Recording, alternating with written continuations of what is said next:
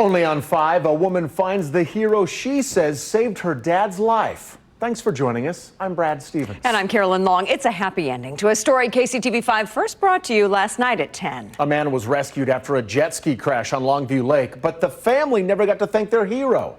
KCTV5's Betsy Webster helped track him down.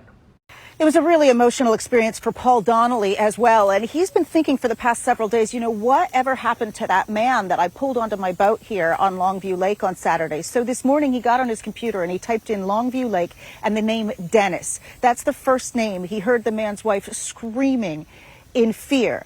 That led him to our report from last night, in which that family was trying to find him. Zebedee and Ellie Mae join Paul Donnelly on Longview Lake at least once a week.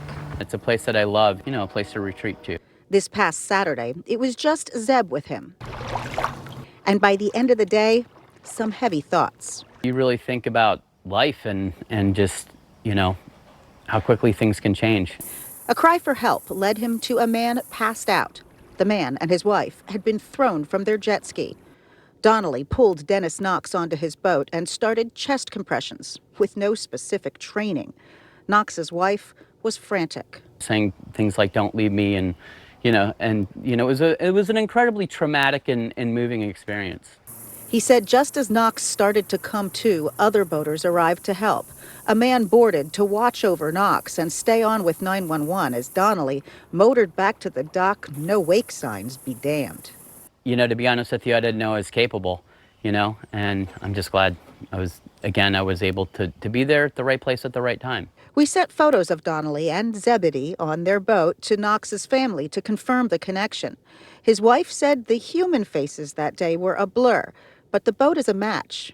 And this face is for sure the canine one that locked on hers calmly in those panicked moments, before reaching an ambulance crew at the dock. They sort of just asked everybody to vacate the area and then it was over like that and everybody was gone. This man saved my dad's life, so we want to find him. That's what Knox's daughter said yesterday. Donnelly said he was thinking the same thing as he's been trying to process that heavy moment. This happened and it was a really impactful experience, but in the end it's like, it would, I feel like, put some sort of closure on it. Jordan Knox told me that her dad really wants to be there for this first meeting, and he's still in a lot of pain. So she and Paul have been texting, and they're working to arrange a face-to-face reunion for a few weeks from now. At Longview Lake, Betsy Webster, KCTV5 News.